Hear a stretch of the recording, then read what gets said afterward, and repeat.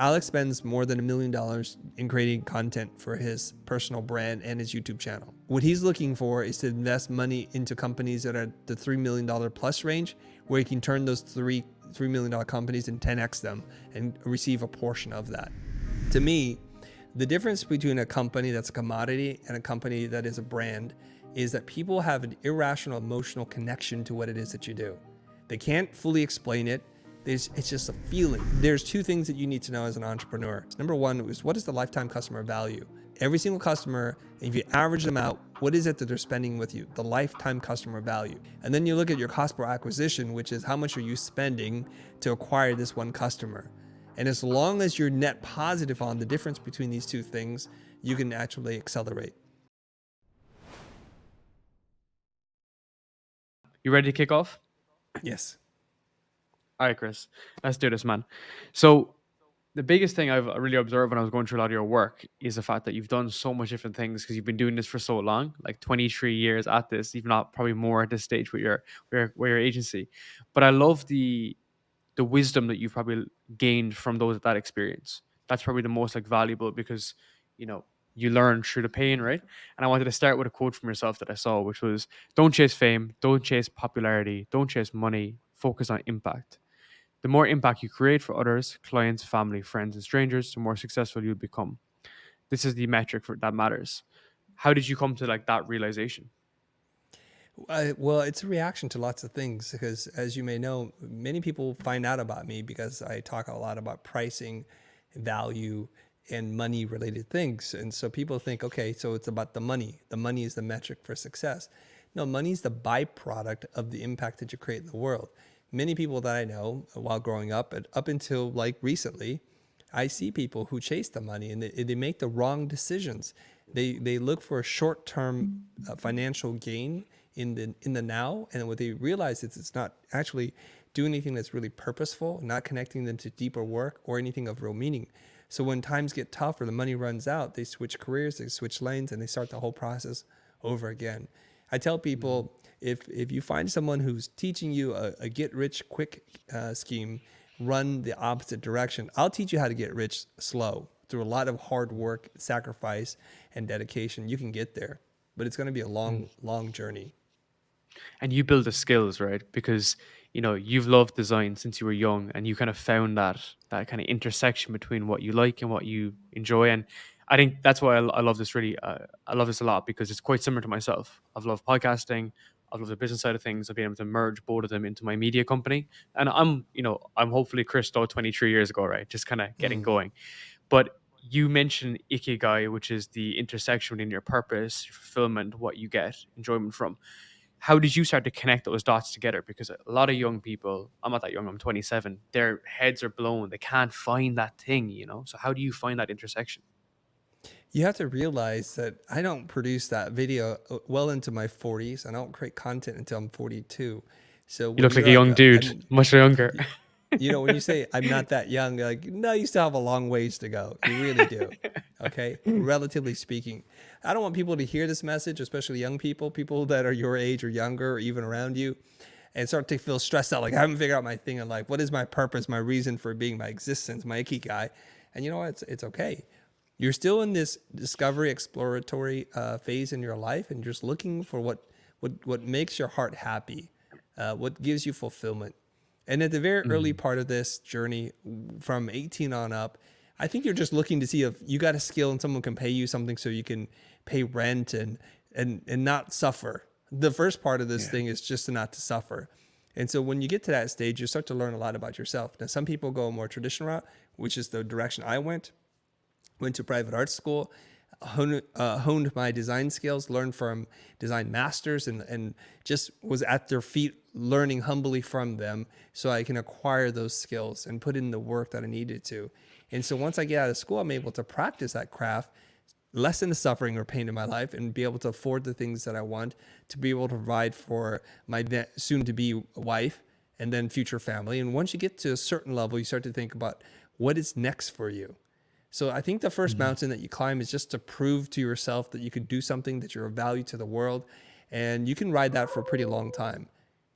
And once you get beyond that, once you get to place where you're financially somewhat stable, you start to look for the next mountain to climb, the mountain of meaning.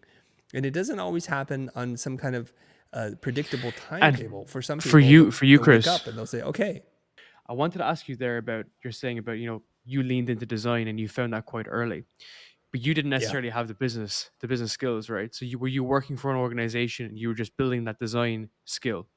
And then how did you make that transition in your brain, right? How did you know that, okay, I need to go make this leap, try to get clients? That must have been difficult for you as someone who's very creative.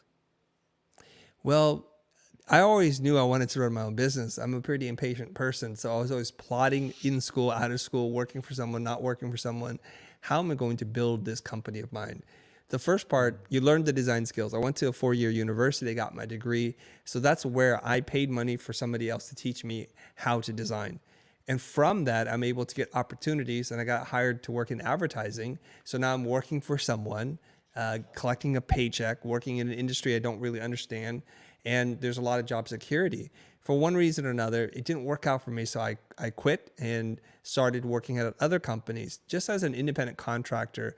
And I found like that didn't suit me either. There was something more here. And I know that I have the skill set, the drive, the ambition to go out and get my own clients. And so eventually I started my own company just a few months out of school. Hmm. What was the trigger for you to leave? Were you just thinking that, okay, you weren't that happy working with an individual or individual company, you wanted to be able to scale your income? The answer for me is super simple. I got a call from somebody who said, "Would you like to start a business? We have money." I'm like, "Yes." I put in my notice and I was done. So that was the impetus to start. But it probably was a little sooner than it should have been. I should have stayed Mm. working as an independent contractor, freelancing for a lot of companies, learning from the people within those companies. And I would advocate for patience before starting your company. There's things that you need to learn that you will never learn in a design program. And in order to learn that, you need to learn that from someone. Otherwise, you're going to pay to learn that, and you pay dearly for it. Yeah. And I love this because you're coming from that creative aspect who you just weren't exposed to the business side of things and vice versa. So for context, when I was working in finance, I was head of like vendor partnerships, which is how basically we sign clients, right? So I was the buyer and I would pay to buy these deals that were like 250,000, 500,000, whatever. And I was seeing how someone on the other side, on the buy side, would be able to actually close the deal, right? And then 2, 3 years later, when I eventually left and started to build my own company, I was like, this is how I speak to decision makers. This is how I speak to a champion. This is how these organizations work. But if I never had that time where most people on Twitter would tell you shouldn't be doing it, I wouldn't notice. I'd have zero visibility into that business.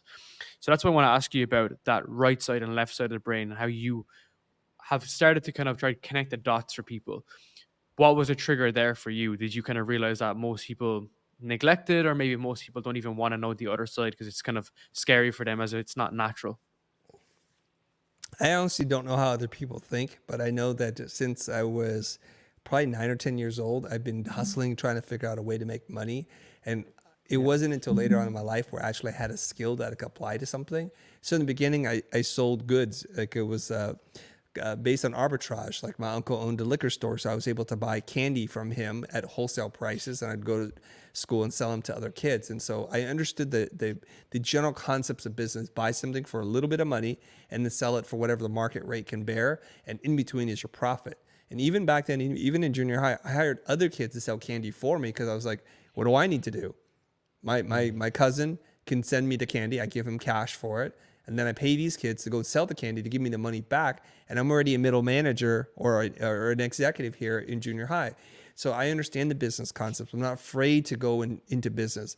I needed to learn things like sales, pricing, negotiations, marketing, things like that. But I understood the fundamental aspects of business, that the margins are where the profits are made. And so if you can buy something at a certain price, get someone else to sell it for you, you've actually done not a ton of work except for you connected a supply source with the demand, and then you're able to put that together, supply and demand. Mm. And those skills, because they're just repeated, right, throughout your entire life. It's never going to go away. I think that's maybe where a lot of people will get kind of caught in the weeds, because if you are in a creative business, you're going to run everything yourself. Even as a solopreneur, you're going to forget the sales and marketing. You're going to get caught up in fulfillment, which you may often see often within your program at the moment. What would be some of those issues you'd see with a lot of people that come into your creative program at the moment? There's a lot of challenges they have. One is Mm. delegation. They believe that they need to put their hands in the work, and for order for it to be authentic, to be true, to be at a certain level, they feel disingenuous to be able to sell something and have someone else do the work. They have an unhealthy relationship with money. They enjoy what they do, and they feel guilty for receiving money to do it. So whatever someone pays them, they're happy to accept, because also they're innately people pleasers. I'm a people pleaser too. Like when you provide a creative service for someone, it's because you live for moments when someone's eyes light up at the creation of whatever it is that you've produced, and they're like, wow, that's so magical. I can't believe you made that from nothing. And we rejoice in those moments, and we feel guilty for taking money. We have an uncomfortable relationship with money, where in the circles in which we grew up in and surrounded by, there were few people who had a healthy relationship with money, where they could negotiate and talk about money as if it was air or water or food, but they treated money very like precious things, like things that are valuable commodities that we can't get more of. I believe, and I know other entrepreneurs who believe the exact same thing, which is money is like water and soil. It's infinitely renewable and available to anyone who wants it. You just have to work at cultivating it. All right, people, we're just going to take one short little break for a little update about Podcast University. So if you enjoy podcasts like this and you want to start your own podcast, head down to the links down below to Podcast University. This is a learning platform that I've built to help people like you build, launch, and scale your own podcast. I wasted many years doing this, making it all up as I go. So I put everything together in a very seamless and easy to follow course for you guys to follow and just learn exactly how to do it. So if you want to bypass a lot of the mess with your podcast, check out the links down below to Podcast University, and it will show you exactly how to launch and scale your own podcast.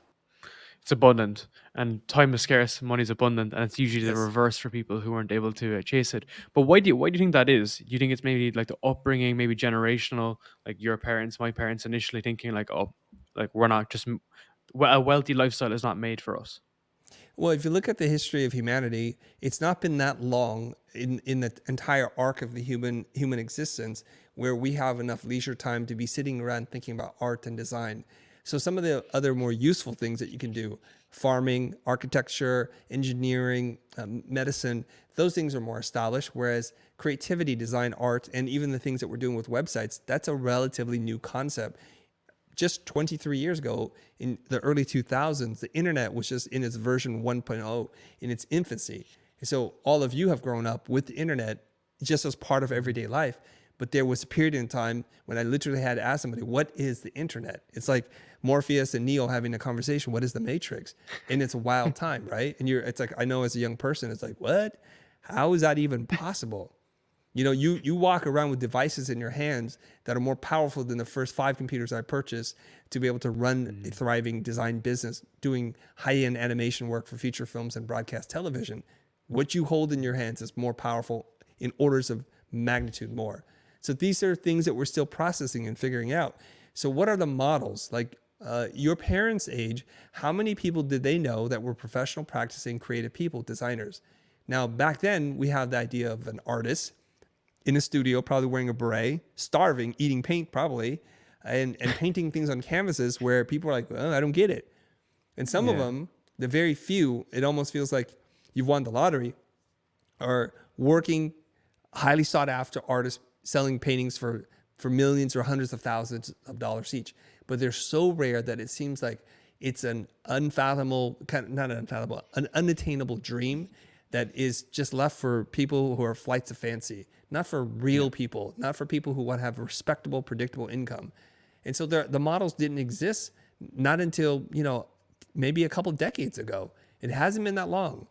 Paul ran past, I don't know if it's been more than 10 years, but he's an icon and a pioneer in American graphic design, and he lived in my lifetime. So I'm only second generation relative to Paul Rand. Now there's generations before him, but not that many. And as you're scaling this up and as you're moving forward, people are becoming more creative now. Even entrepreneurs are becoming more creative. You have to. It's like the only way forward, right? Versus the traditional approach, which is just like buy products wholesale and sell them, right? So you mentioned it was a Simon Sinek is saying that majority of people going forward, the greatest thinkers, will have that left side creative as well as being decision makers. How have you seen that even develop in the past 10, 15 years? Because even from the clients you're working with previously to where they are now, it's much more of like design integration, and that's the way we have like the partnership between the two. Yeah, I think Marty Neumeier wrote about this in one of his many books on branding. He said that the initial barriers to entry were the people who had factories. If you own a factory, you can make a lot of money. But then like manufacturing has become outsourced, and manufacturing is no longer a problem. So the next tier up is things like intellectual property. So if you own the patents, you can prevent other people from building these things, and then you become wealthy this way. But he says like ideas are also cheap now, and there's many versions of different things that you cannot protect. And so what's the last barrier? He said it's brand. The brand is the thing that you have to build and develop so that people can't compete with you. Now, if we were to try to unpack branding and not to get everyone lost in this, to me, the difference between a company that's a commodity and a company that is a brand is that people have an irrational emotional connection to what it is that you do. They can't fully explain it. It's just a feeling. Like, I want to support this company because I feel like they get me or I get them. And it's because now we live in a time and a space where we live in abundance, relatively speaking.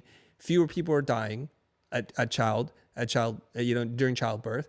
And then few people are living longer. And so what they have now is an abundance of choice. They're looking for identity and meaning. When you don't have to worry about where food is coming from, or if you have a warm place to sleep at night, then you start to think about more esoteric things like, who am I? What is my potential? Maslow's hierarchy of needs, self-actualization. So when I buy something, I know when I buy it, I'm supporting that company and I want them to win and I want their competitors to lose. This is critical because it forms my own identity. So we don't buy so many things as we vote for that kind of identity that we want to have and the companies that we want to see successful in the world. So how are you going to achieve this irrational emotional relationship with people? You got to innovate. You got to design. You got to tell stories. And this is the realm of magic that creative folks have been playing in for a really long time. So I don't agree with you that that everybody has to be creative. Only the ones that want to be innovative and to be wealthy and to build moats around themselves to eliminate competition. So if you don't want to play in that game, that's fine. You'll compete on price and eventually you'll get squeezed out so that there's no margins left for you. You become a category of one. Basically, you're just creating yourself in your own niche. That's basically at the end of the day. How do you build that distinguished brand? Because from observation, I look at you and the future, and it's like, it's perfect match. Your personal brand matches the company brand. You have the same tonality, style, kind of feel, which, for you, it's 25 years, right? So for someone has a company or trying to distinguish themselves, how do you make that separation from everyone else? I'll make it super easy for you. If you have a company already, it's very difficult to try to re-engineer the company's brand and the voice, especially the more established it is, unless you have tremendous amounts of resources and a strong desire to do this. So when I was creating content for Blind, it was very hard to write for Blind because Blind this is my former design studio, is an amalgamation of many different personalities and points of view. So what happens is as an organization tries to communicate, we kind of find what is the most common thing we all agree on. And it turns out there's not a lot. So everything that we say is very middle of the road. It's kind of milquetoast. So it's not going to upset anybody. Because if I write something for Blind, I don't want the other directors to say, well, that doesn't represent me, Chris, or you're being a little too edgy and provocative right now. So let's put that aside. I start the future, and the future is born out of a little bit of chaos, a fresh dissolution of a partnership between myself and my former business partner. And I'm fired up. I'm ready to go. And I said, you know what? I'm ready to put my stamp into the world and put my voice out there. And it was a company of one person. It was just me. I had a young guy who was working with me at that point as a volunteer, but he did a lot of the fulfillment work, as you would say, as production or just the mechanical stuff. So I needed to figure out, who are we as a company? Well, I have no one else to report to. I have no one to come to a compromise with. So I'm just going to write as me. And I start writing. And the first reaction I got, and I'm telling anybody who hears this because you're going to get the same reaction, which is, shouldn't you write in the we, in the plural versus the singular? And I said, well, when we are we, then we'll write as we, but it's just me, so it'll be I. And I'm going to write this way. And it was such an unusual thing for people to hear and to see. And just remember, this is 2016-ish for context, okay? So it's 2016. I'm writing in the I, the first person, and people are getting a little bent out of shape. I'm like, there's no one else. I'm just going to write me. Now, I spent the previous 20 years trying to make a lot of people happy. I'm not going to spend the next 20 years of my life trying to make a lot of people happy and not have that final opportunity to speak my mind and just share my thoughts and opinion. If I get myself into trouble, I have myself to blame. It wasn't a word back then. If people want to cancel me, so be it, and cancel me. But cancel me for me being me, not me pretending to be someone else. And here's the counterintuitive, unexpected part. I guess the audience grew, and it grew really fast, because it turns out, and I already knew this at this time. This is a line from my friend Yo Santosa. People don't fall in love with corporations. They fall in love with personalities. So you come across many companies, they will call themselves a brand, but I don't think they're a brand because I have zero emotional connection to them. They fulfill purpose, and that's it. Once they finish their purpose, I don't feel like I owe them anything. There's no relationship. I'm not recommending them to people. I just use the product or service because it fulfills a purpose. It's very utilitarian, right? Yeah. And so what I'm trying to tell people is now I'm building a relationship. There's a person, me, there's a voice, there's an opinion, there's beliefs and values, and it's a little spicy. I'm not going to lie. Yeah. You know, I have an edge to myself. I have a strong point of view. I have a voice, and I'm not afraid to use it. And so for some people, like, hey, we get your vibe. We want to be part of this tribe. And then for other people, like, this isn't for me. I'm like, you know, all good. I'm not here for everyone, but I'm not going to change who I am now. And so by doing so, what happens is the audience, the retention, the engagement, the brand, the connection, the stories, and the feelings that people have, both positive and negative, become very clear. And so we're able to build up the future as a brand. It's just me writing for the future. Now, you pointed something out. You said, Chris, there's not a lot of difference between what you say and what the future says. And that used to be more true, becoming less true today. And I'll tell you why. In the beginning, the future and we would create content, but the future was run by someone else, like someone who worked for us, who just looked at what I was saying and repackaged it in ways that would work for our marketing efforts. And so it's the same ideas, same tone, same vibe. Maybe a little different design aesthetic, but that was okay. And now as we have more people working over here, and as I'm doing my thing, they have different objectives, and it's starting to sound a little bit different. But for the last 6 or so years that we've been in business, it's been the same voice. And you have that real alignment. I love that, man, because you mentioned about talking about your true authentic self, and that takes time, right? Because most people are, including myself, you know, you're subject to other people's opinions. You feel like that if you step out. But the biggest influence for me was reading Purple Cow by Seth Godin, was the fact that these companies, how they step out is being different, is stepping on the toes, not being abrasive, not being, you know, overly negative or doing things that are controversial. But like yourself, you have values, opinions, and you really have thoughts and experiences. I think that's what's very important here, is the fact that you ran Blind 23 years. We worked with Xbox, PlayStation, Microsoft, you know, Justin Timberlake, many different people. So when you have an opinion, people are like, listen up, Chris has said something. What do you do in a scenario whereby you're like me, you're 27, you're only here at the game a couple of years? It's difficult to have that trustworthiness, I would say, or maybe get across that expertise. So how would you advise someone in that scenario who isn't the Chris, though? I think that's a pretty fair observation, although I'm not sure it's entirely built on facts. I'll tell you something right now. There's a guy, his name's Dakota Robertson. I I know Dakota well. He was on How my old podcast. is that guy? He's 24. See, he's younger than you. He has opinion, he has thoughts, he has ideas, and he's built a business. And it's not so much your numerical age that matters. It's the age of your maturity, your life experiences. So we know that some people have lived a very full life when they're 17, and some people have lived a very empty life when they're 77.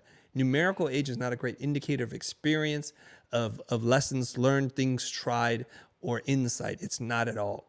So what Dakota does, I believe, is he spends a lot of time talking to the right kinds of people, reading the right kinds of books, and he's able to process and apply. That's the critical part of learning. It's the application of knowledge that demonstrates that you understand what you've read. Otherwise, it's just information hoarding, and we know hoarding is not good. So my son, my two boys, one is 17, the other one's 19. They spent all their life with me. All their life. I've been here the entire time. So they're going to absorb different life experiences. We've traveled and seen the world, and we talk about certain things that bring them to conferences. So even though my 17-year-old is numerically 17, he may be a different maturity, either more or less than someone else, just because of the experience that he's that he's had, the things he's witnessed, the things he's been able to observe, absorb, and to be able to apply in his own life. So I think as a 27-year-old, this is a great time for you to create content and to start to build your authority in a space, because you're going to share with people as you learn. The critical thing I try and tell people is don't talk about things that you don't yet already know how to do and pretend that you know how to do it. This is probably not a great recipe for success. It's going to create a lot of strange questions that people are going to have about you. So as I venture into new space, I tell people, I don't know anything about marketing, everybody. I've read 5 books. I dabble in writing content. Some people call me a marketing guru or something. I don't know if I am, but I'm just going to keep doing this. And people find that really refreshing versus coming up on stage and say, I'm a content creation wizard. Do everything I tell you to do because you're gonna blow up. You see the difference between those two approaches? One is just like being real about what I know, what I don't know, and allowing people to make the decision for themselves. All right, guys, one short little update for Voix. I want to give a short little overview about my own company, my media company called Voix. So if you are a company or you are an enterprise looking to grow your brand and looking to grow your podcast, feel free to reach out to work with us at Voix. What we do is a fully fledged end-to-end management of your podcast. We take care of the strategy, the consulting, we take care of the growth, the management, we take care of all the editing, all the boring stuff so you can focus on creating good podcasts and growing your brand. If you want to grow your podcast and get to new users, if you want to grow your business, generate more revenue and all that good stuff, check out the links down below to Voix. You can follow through to schedule a call with our team, or else you can fill out the application form to see if you qualify to work with us. Thank you. Oh, completely agree. And I think that's exactly what I've been trying to do, is just not say this is exactly how to do it, but telling my story, telling my journey over the last 4 or 5 years, right? Telling what I'm think that I'm working on that's going to be effective, what I've done, and trying to share some results, right? Because at the end of the day, it's about the results we can show and share. I love that. And I've loved Dakota's work for the last couple of years too. And he's actually a good friend of mine as well. We recorded a few sessions together. I wanted to switch gears into looking at some of the sales and marketing side of stuff. So what I realized from people like yourself, Chris, Gary V, Neil Patel, who was on my show last week as well, is that you guys have got some crazy clients, really, really top tier clients that are enterprise clients. And for you, as I mentioned, there's Xbox, Audi, PlayStation, EA, Honda, Google, Coldplay, National Geographic, and Microsoft. How did you go after some of the bigger tier clients? Well, back when we were doing commercial work, we had the benefit of an entire structure and a system to support me. We have national and international sales reps who are calling upon artists and agencies to procure work for us. So I want to tell you that I know how to go get that kind of work. I do not. I hire people, I pay them money, I give them a commission, and they go get that work. Now, what they do is they get you the opportunity. They don't sign the deal for you. And so I've had 20 plus years of practice of here's a lead, good luck, kid. And then learning how to talk to people, to diagnose the problem, to build rapport, and then ultimately talk about money and then close the deal. And that's why I'm fairly comfortable on camera and in these role plays that we do, being able to talk about money, because I've done this hundreds of times before. So people don't quite understand that because they don't know my background, my history. So I'm able to do that. And it wasn't until pretty late in life where I'm switching gears now, where we can't depend on sales reps anymore, where I have to go and talk to new clients directly and be the sales agent myself, that I learned actually how to do that marketing sales part. I know how to close jobs. I know how to close opportunities. And so this is yet another skill to learn. And so that's a different thing altogether. Mm-hmm. And so when we talk about like creating opportunities today, if I were to start another service design practice right now, I'd have to get on the wagon and say, hey, everybody, I'm opening up shop. Here are some case studies. Here are things I've learned how to do. Are these problems that you need help with? I'd have to then quite literally go to functions, call up people, send out emails and say, hey, you got something going on? I'd love to have lunch with you, talk about whatever you're working on. Perhaps we can help you at some point. I'd have to do all that stuff. And thank God I have a different business now, so I don't have to do any of that. And so I live client free, and we've been without clients since December of 2018. Mm-hmm. But again, you're helping people who don't have clients to get clients, which is incredibly valuable, right? You're sharing that experiences over the years. Yes. I think, when you went from like, let's say clients that were doing like $500,000 a year to $1 million to 10 million to even 100 million a year, how did you see that transition in even the sales process? Because what I love about you is the fact that like you're super relaxed, super chill. You know, you're not very like salesy, I would say, but you obviously understand the technique and you understand persuasion and speaking well. So how did you kind of like, I guess, learn those different nuances to walk people through a sales cycle? Because there's so much documentation you've put out on sales, which I'd love to get into. But for you, I think a lot of it has been through the years that you've just learned this innate as well as learning on the side.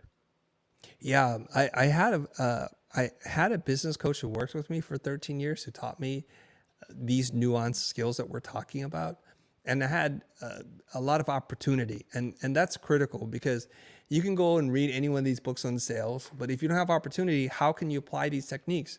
Or if an opportunity only comes once every 4 weeks, you're going to get really rusty and you're going to get very anxious and nervous that this has got to be the one. And so you will Yeah. be less brave or courageous to try something.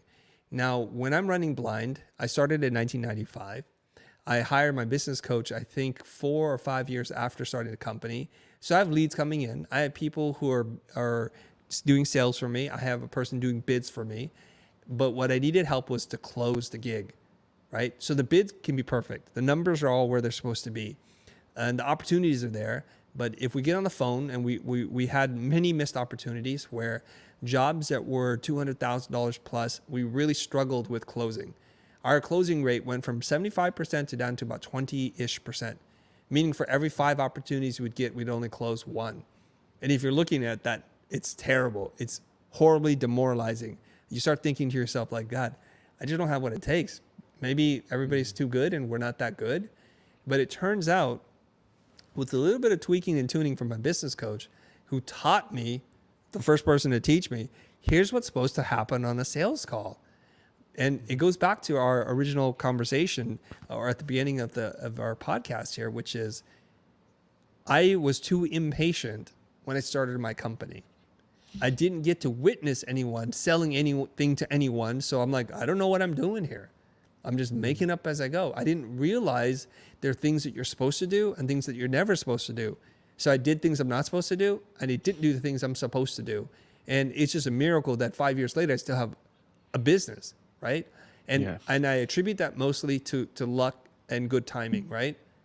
Being in LA, making commercials and doing motion graphics on the desktop was a brand new industry that was just about to explode. If I were in Chicago doing that, the opportunities probably would be very different. If I was in Kansas, it would be non-existent because there aren't a lot of agencies there, and it's not known as entertainment capital of the world. But I was in LA in 1995 with a computer and a piece of software that was just becoming a thing. And so those opportunities came in. So here it is. Just let's look at it. Here's me, and me is just a generic placeholder for you or anybody else who's listening, getting coached and getting a ton of opportunities. So in a given week, I might be on new business calls 6-7 times in a week for jobs that were 6 figures and up, right? And so I had a lot of at bats, as my business coach would call it. So something would come in, I would apply the technique. It would either work or wouldn't, and then I would be able to adjust and adjust and adjust. And you do that enough times, you get really good. And my game really changed when my business coach started saying, "Hey, you should try this instead of doing that." And the next call I just did, I'm like, it worked. Okay, this is a miracle. Somebody just gave me some playbook that I didn't realize if you just read one page of that playbook, your whole life would change. And so that's why I have the approach that I have. It's just you have enough opportunities, you have someone on your side so that when you get stuck, you can ask for help. And it's not often that I needed it. I'm like, hey, this happened. I'm not sure how to respond to it. And he's like, well, you could try this instead. I'm like, oh, okay, I'll go back. And I did it. And I got so good at it within, I don't know, 3 or 6 months, we doubled our revenue. We went from $2.2 million to $3.9 million. And then I started teaching my team. I taught my executive producers how I want you to sell. And then we're all kind of aligning because it wasn't that difficult once you know what the rules were. 100%. You put the reps in, right? You did the work. You put the reps in for years and years and years, and that's a difference. I think you said, right place, right time. And you got lucky. You also have the skill, right? I think you're being you could be a bit more, open to that as well. Like you had the skill and you were very talented, right? So it's a combination of luck and the skill. I wanted to ask you about the sales manifesto, which I think is amazing. That leads really into your personality too, I think, which works really well. So in that, you mentioned that, you know, you're not pushy, you're asking the right questions, you're very inquisitive. Can you walk through that example for people? Because I think that's the way we should be running things to some degree. Where'd you see the sales manifesto? I'm like smiling because like, where'd you see this? How did you get a hold of Uh, this? Where I is don't know this? where I saw it, man. Somewhere on the Okay. internet, I pulled it up. Okay. I spent a long I time believe you. researching you because you have Apparently you so have. many you have so many years experience that the Yeah. more experience someone has, the more research you need to do, and the more research you do, the more available content there is on the internet, right? But you broke it down really well, and I think if I can Okay. paraphrase, right, it's, you know, Oh, I'm a little scared. you're You may walking know the more about this than I do because I'm like, I've written things, I've said things. I'm like, oh, did I say that? Shoot. Okay. Nah, the way you were experiencing it was you know, you bring people through the example, you walk Yeah. them through, you find out their own problems and solutions, you're guiding Yes. them more so than selling them, and then you're bringing them to a logical conclusion that they should work with you or find someone else or someone on Yes. your network. So that's Yeah. basically how you kind of you'd walk them through that process. Yeah. So what I'd like to do is to draw a line of contrast between the way that I think a lot of people understand and practice sales and the way I like to do it. And I think in that you'll start to appreciate the differences between the two. Historically speaking, people are very good at sales appear a certain way. They tend to be like alpha types, alpha male, alpha female. They dress and look a certain way. They look like they've been through central casting in Hollywood. It's like, find a square jawed superhero person with steely eyes and nerves of, whatever. And that's who they put into those positions. And you know, and they tend to be on TV looking a very certain way. 3-piece suit, super fit, thick neck. And if you look in the mirror, like, wait a minute, I definitely don't look like Central Casting called me. They wouldn't even consider me. They threw my headshot in the trash can. What am I supposed to do? I don't have that super ripped physique. I'm not driving the 6-figure sports car. I don't know what I'm going to do. And that's typically who we think of. So first we need to set that aside. None of that matters. In fact, I think a lot of the people who are able to achieve that are pretty much douchebags, okay? They use high pressure psychological manipulation. They use forms of neurolinguistic programming and things they've been taught to design a situation where the person acts in the moment and responds very emotionally to a purchase, but then later on regrets it and most definitely does not like the whole process. The most classic example of this is the timeshare, the dreaded timeshare. Now, have you ever gone to a timeshare sales pitch before? Never in my life. Okay. For a point of self-torture and just learning lesson, you should sign up for one. Okay. But just remember, like, you're going to hate me for it. And you're like, wow, this is really what's happening. So the whole concept behind a timeshare is they use high pressure techniques to get you to do something. I'll explain it. And once I explain it, you still have to go through with it, but you'll start to see like, oh, that's why they do X, Y, and Z. Okay. I was on vacation in Mazatlan with my family and my parents. And they say at the reception desk, oh, there is an opportunity to invest something in the properties. If you'd like your stay here, we're giving like a very gourmet buffet. Come, there's no obligations, but you must be the decision maker. So if you and your wife are here, we only accept people who come together. So of course, the kids stay in the room, my wife and I, and my parents my parents go to this thing. And it is a wonderful spread. They have every kind of food you want to eat. You're like, wow, this is a really gourmet thing. They did not spare any expense in doing this. And then they give you this pitch. Okay. So once they give you the pitch, they talk about like, imagine yourself on vacation with your family doing the things that are the most important things to you. It's very much an emotional appeal, like being able to do more of this, because after all, you work really hard, but this is life's reward, and family and relationships are the thing that we're working for. And they tell you about the financial stuff. So they switch over to the logic side. If you only travel this many times in a year, you'd spend this.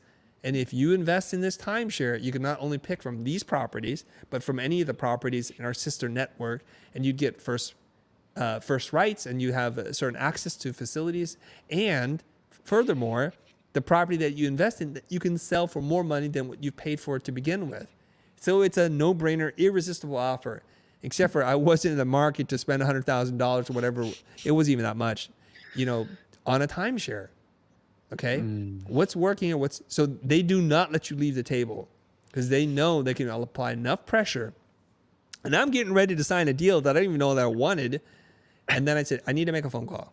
They're like, okay. They can't stop you from that, right? So I call my uncle who owns a timeshare, and he goes, hey, kiddo, if you really love to travel and this is all you do, then go ahead and buy it. It'll be okay. But you don't need to do it here, and you don't even need to buy a new one because you can buy a used one from somebody else. I'm like, oh, I didn't even travel that much. What am I doing here? So I had that moment where I was able to snap out of this hypnotic thing, the trance that they put you in. And then I said, no, thanks. And we just got up and left. And that was that. Now let's go over the principles here and why you don't necessarily want to repeat what they're doing. First, they give you an offer of food. And what it's doing is it's priming you to reciprocate. You're much more pliable because they gave you something free that we feel like we have to return that to even the score. So normally if they didn't invite you with food and the pitch started coming, you would just get up and walk out.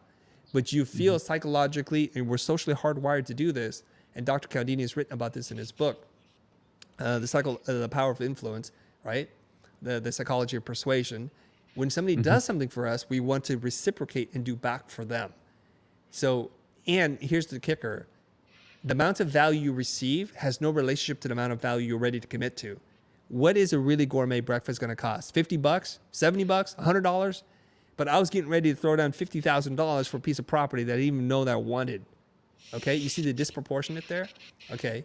The next thing that they do is they make this emotional appeal to you as to what it is that you want for your life, looking back, your legacy, and all those kinds of things. And then they couple that with the financial, logical stuff. And so it's a perfect sales pitch, except for no one wants to buy a timeshare. That's the only problem. Right? So, And that, go ahead.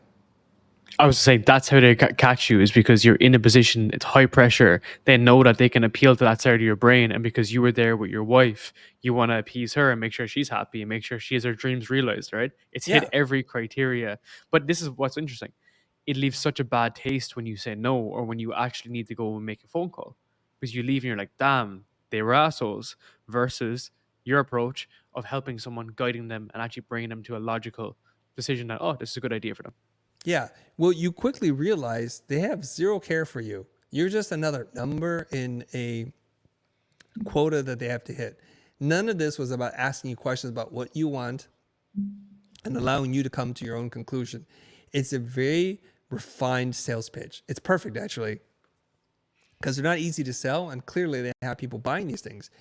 Furthermore, what you have is you have a room of other people, and you look around the room. Some people are getting paperwork out. They're signing. They're putting their arms around. Congratulations. You're like, oh, I'm a loser now. So they're using a lot of social cues to pressure you into making a decision.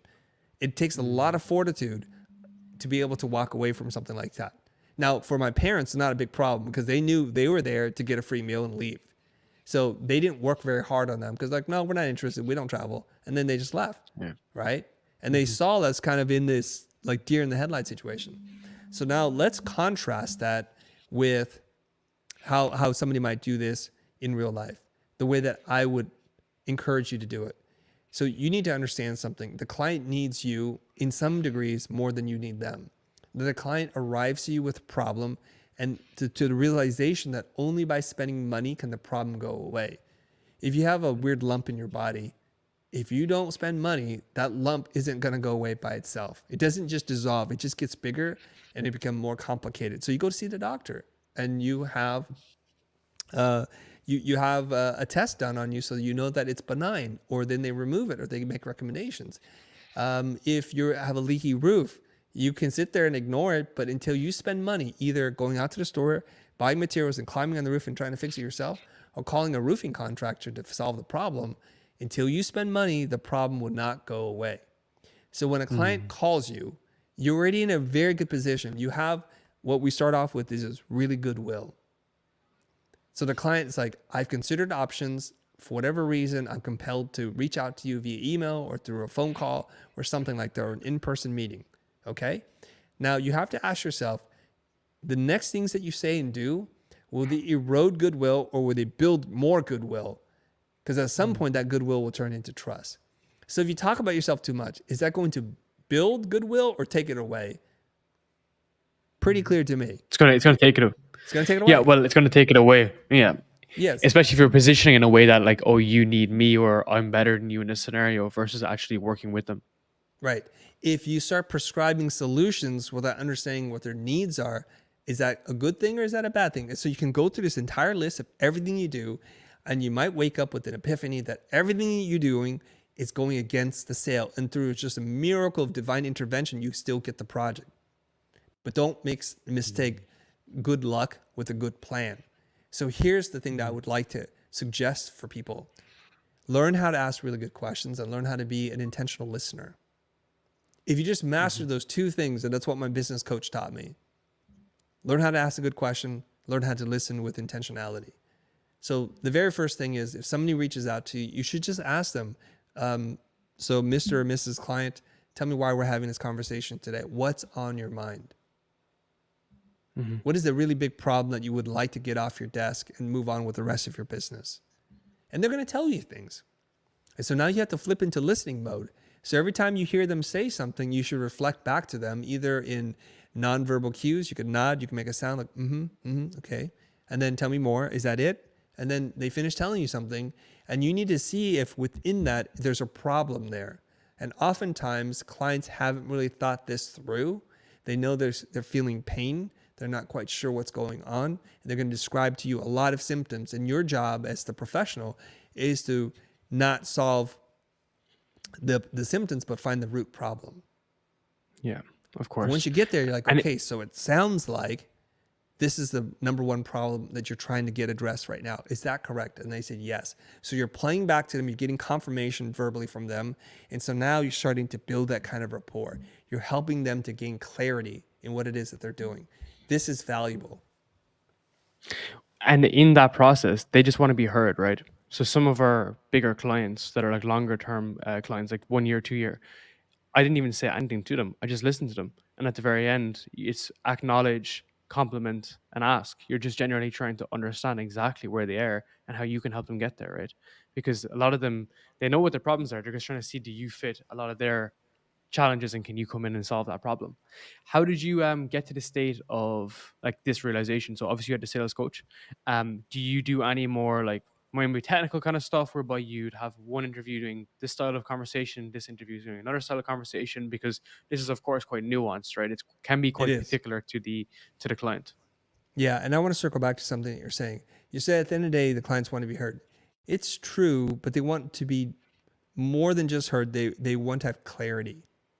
Yeah. If you have a client that has, say, a case of diarrhea of the mouth, and they just speak and your eyes start to glaze over, yes, they're being heard, but it's not actually giving them any clarity. So you have to help them organize their thoughts.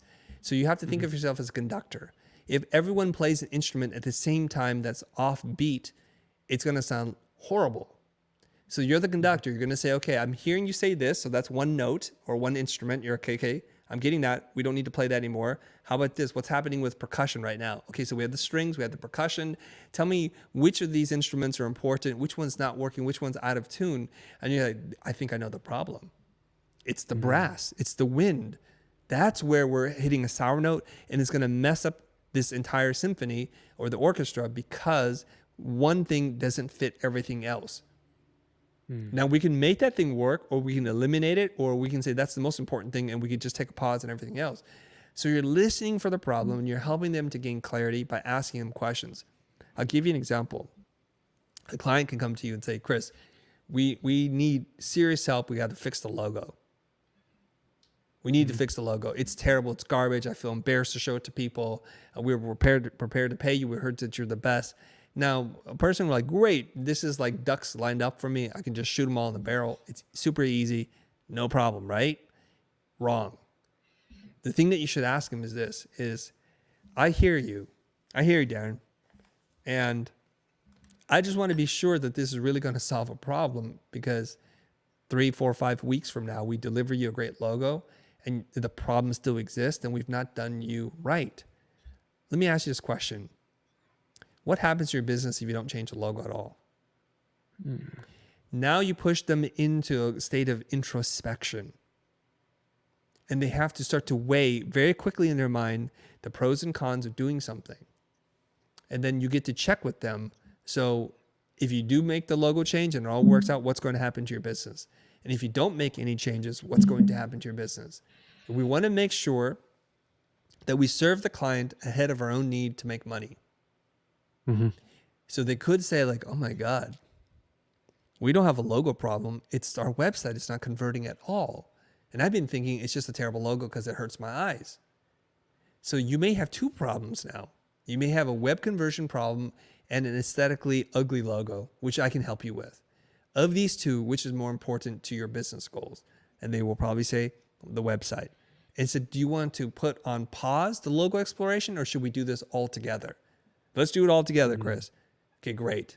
So now we know the size of the problem, the importance of each, and what it means to you on an emotional, on a psychological, and a business level.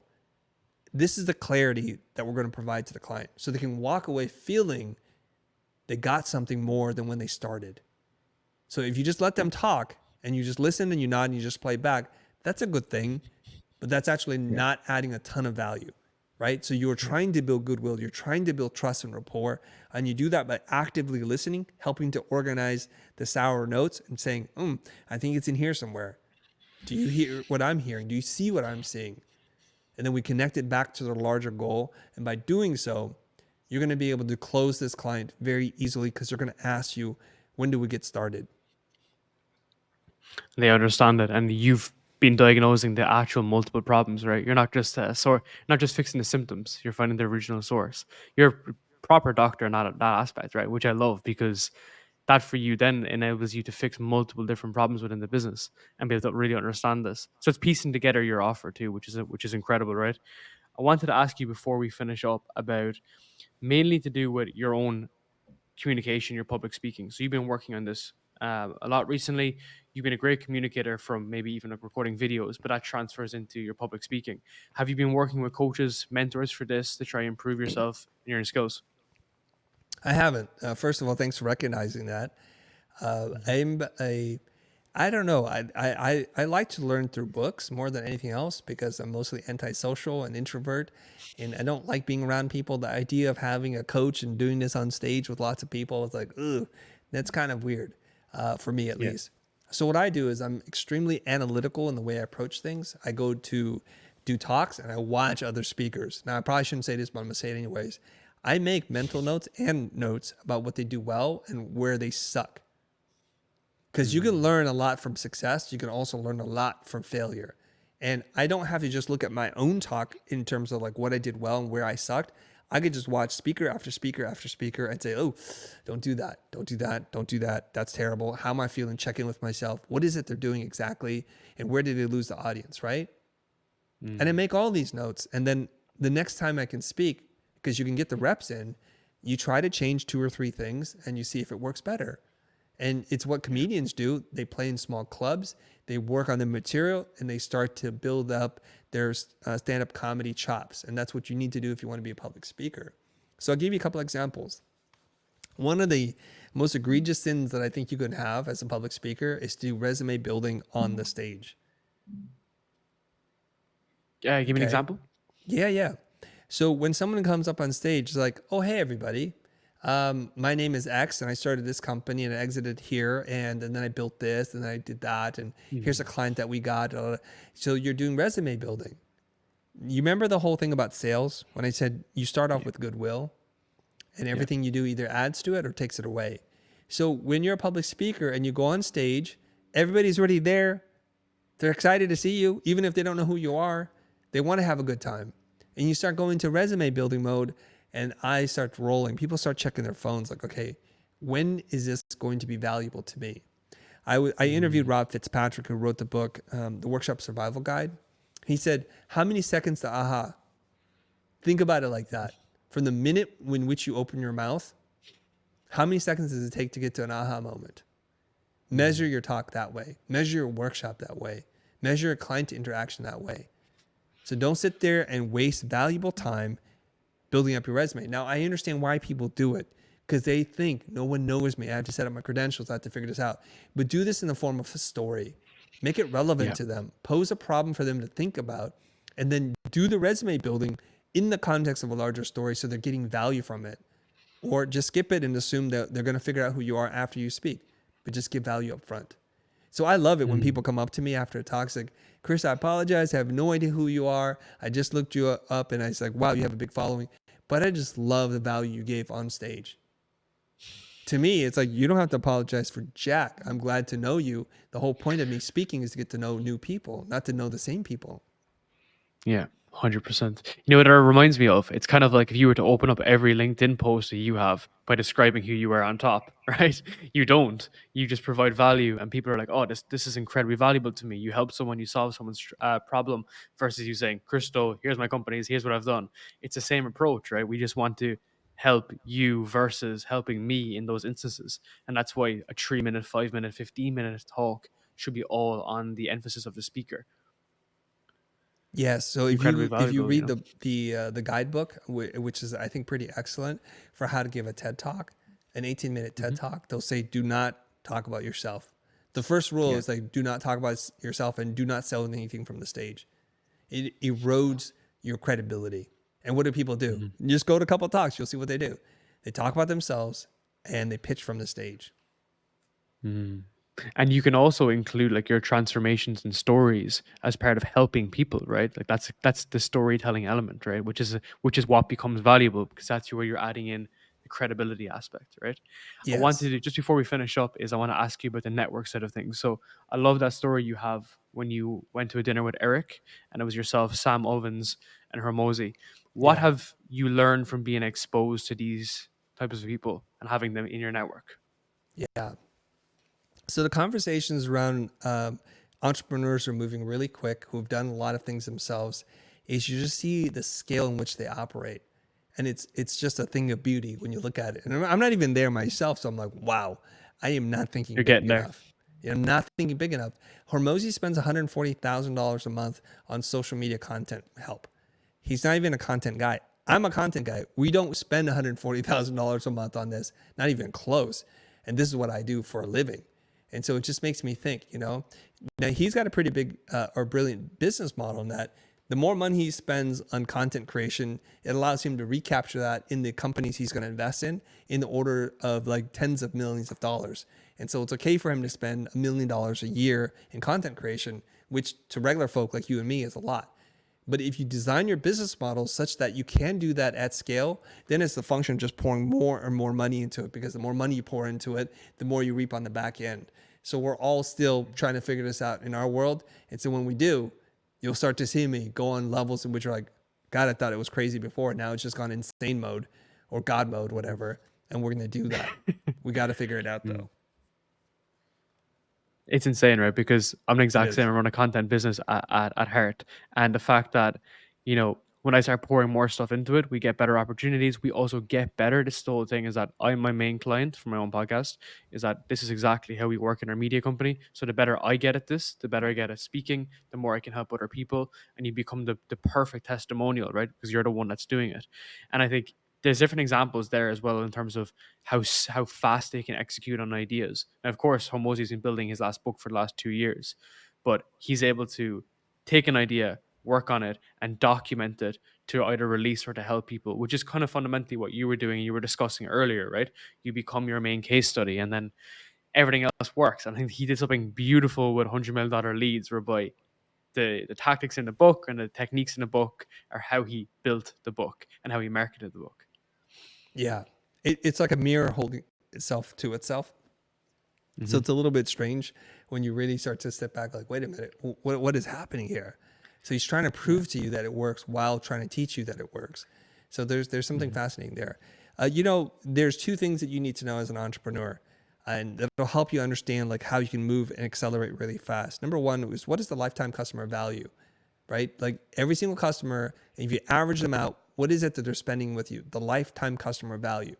And then you look at your cost per acquisition, which is how much are you spending to acquire this one customer. And as long as you're net positive on the difference between these two things, you can naturally accelerate. So let me put this in real terms here. Alex spends more than $1 million in creating content for his personal brand and his YouTube channel. what he's looking for is to invest money into companies that are at the $3 million plus range, where he can turn those $3 million companies and 10x them and receive a portion of that. So the lifetime customer for him is the person who's going to return back, say, $6 or $8 or $10 million to him. That's the lifetime customer value. So if he spends $1 million to acquire one customer, he's net positive $9 million in revenue. Now, it's not that simple because there's other things involved, but let's just look at it like that. Now, here's the cool part, though. He spends $1 million not to acquire one customer. He acquires an entire group of people who are pre-qualified, who understand his brand, have an irrational emotional connection with him, and are willing to give him the first right of refusal to invest in their company to help them to grow. So if you can imagine the kind of reach that Alex has today, how many people do you think are applying to be invested by him? Maybe 10, maybe 100, somewhere between 10 and 100 is probably the real number.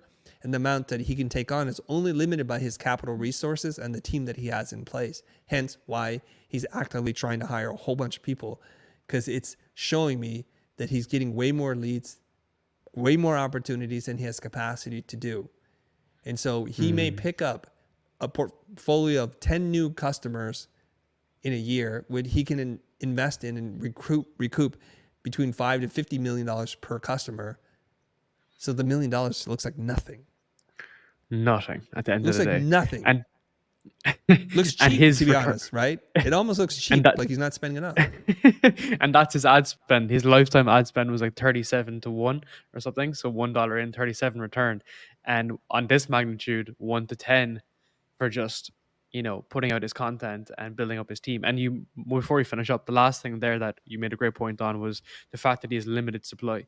So he could probably take a bigger equity stake in these companies because he can only take on 10 companies a year, right? So he might take like a bigger proportion, or there's better companies to apply. He gets better pick, right, as a result. So everything is actually in his favor versus, saying, I don't need the content stuff, it's fine, we can do it without it, which is of course not true.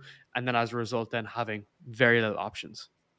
Yeah, could you see Alex being a shark pretty soon, sitting there, and he doesn't have to do any of that because NBC will just do all the lead generation for him, do all the media marketing publishing for him. So he just sits there and like, I'll invest in you. I'm not certain that by having an oversubscribed condition where there are more people who want him to invest than what he can, that he'll actually get a greater percentage, because at some point you ask for too much and then you disincentivize the people to run their businesses, because now it's like they're just working for you. So I think there's going to be some kind of cap, but you're right on your second point, in which he will have a better choice of portfolios or a portfolio to invest in. And I think that's everything, right? There's an observation that I've had with some friends. Is Harvard such a great school because they know how to make great students? Or are they just really good at selecting the best students in the world who are going to succeed with or without them? You notice the most successful Harvard Business School graduates or Harvard grads don't even graduate. Mark Zuckerberg dropped out. Bill Gates dropped out. And the list goes on and on of people who go to Harvard and then just drop out. They know how to pick winners. That's the genius of Harvard. And they have an oversubscribed condition where more people apply than what they have capacity for. So their main goal or their main objective of that school is not necessarily to teach you, which it is, but it is to select the right candidates. 100%. Easy to become a winner if you have winners on your team.